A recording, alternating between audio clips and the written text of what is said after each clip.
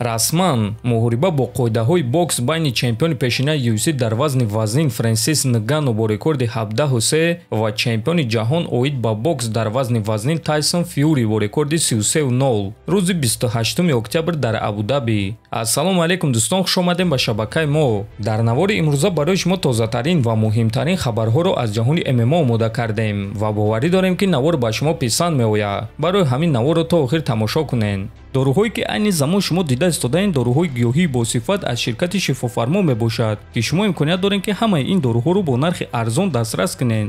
доруҳо барои хунукзадагӣ ва қавӣ кардани мардонагӣ, барои фарбе ва харобшавӣ, барои ришу мӯйсарбарорӣ, барои дарди дил, дарди мушакҳо ва ҳамчунин равғани сиёҳдона ки пайғамбар саллаллоҳу алайҳи васаллам гуфта буд ки ба ғайр аз марг ба ҳамаи дигар дардҳо даво мебахшад. худи ҳозир ба номерҳои дар рӯи экран буда занг зада доруҳои даркории худро харидорӣ кунед ва ҳатман аз номи канали Паҳлавон гап занед. ҳамин гуна шумо ҳам доруҳои даркории худро ба даст меоред ва ҳам канали моро сахт дастгирӣ мекунед. чемпиони UFC дар вазни ним сабук Александр Волконовский дар суханҳои Илия Топурия ҷавоб дод. хотиррасон мекунем ки шаби гузашта Илия Топурия эълон карда гуфт ки Волконовский барои ӯ рақиби осон аст ва ӯ Волконовскийро дар якум раунд ба нокаут равон карда метавонад. акнун биёед мебинем ки Волк ба ӯ чӣ ҷавоб додааст.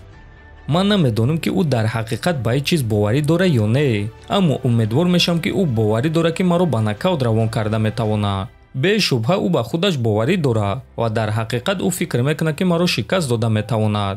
шояд ӯ гуфтан мехост ки маро шикаст дода метавонад, аммо аз сабаби надонистани забони англисӣ чунин суханҳо гуфт, чунки ҳозир ӯ чизҳои тамоман номумкинро гуфта истодааст. Топурия барои ман визов нест, ӯ барои ман танҳо муҳориба аст. сабаби барои чӣ ман зидди ӯ ҷангидан мехоҳам дар он аст ки ӯ бисёр гап мезанад ва ин чиз ба ман писанд аст ва боз ӯ ҷангвари бебохт аст. ӯ якчанд ҷангварони хубро шикаст додааст. оё ба фикри ман ӯ сазовори муҳорибаи унвонӣ ҳаст ё не? Не, ӯ сазовори муҳорибаи унвонӣ нест, аммо ӯ дар вақти даркорӣ ва дар ҷои даркорӣ қарор дорад ва соҳиби чунин муҳориба шуда метавонад, чунки одамон ин муҳорибаро дидан мехоҳанд. чизе ки дар ҳақиқат худи ман мехоҳам ин албатта ки муҳорибаи унвонӣ дар вазни сабук аст ва ана ҳамон муҳорибаро визови воқеӣ номида мешавад. ислам ҷангвари олиҷаноб аст ва бо шарофати ӯ ман боз ҳам ҷангвари сахттар шудам. Топурия ин муҳориба барои мухлисон аст, а ислам боша ин визови калом барои худи ман аст, гуфтааст Волконовский.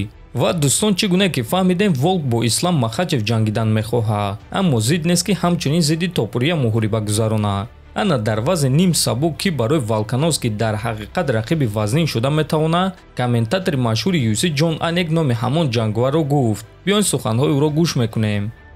албатта ки дар вазни ним сабук Илия Топурия ҳаст, аммо ман оиди дигар ҷангвар гап задан мехостум. ин шахс Мавсар Евлоев аст, даҳум рақами рейтинги вазни ним сабуки UFC. Евлоев рақиби вазнин барои любой ҷангвари вазни сабук ва ним сабук шуда метавонад. бо ӯ ҷангидан ин проблемаи калон аст. аз ҳамин сабаб ман муҳорибаи ӯро зидди Александр Волконовский дидан мехостум.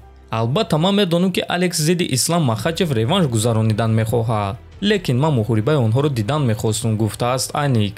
хотиррасон мекунем ки Мавсар Евлоев дар вазни ним сабуки UFC баромад мекунад ва ӯ рекорди бебох 17-0 дорад. ана чемпион Александр Волконовский боша рекорди 26-2 дорад ва муҳорибаи онҳо дар ҳақиқат муҳорибаи шавқовар шуда метавонад. худи шумо дӯстон муҳорибаи Александр Волконовскийро зидди кӣ дидан мехостен? метавонед фикротонро нависед. мо боша мегузарем ба дигар хабар.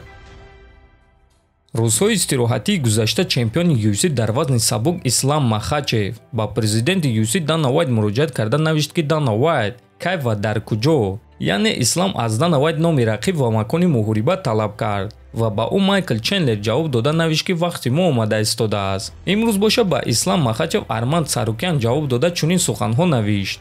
вақти гузаронидани реванш бо лагери тамринии пурра омад, навиштааст Сарукян. аммо ин суханҳои Арманд Сарукян ба мураббиаш Сергей Тарасян писанд наомад ва ӯ чунин суханҳо гуфт.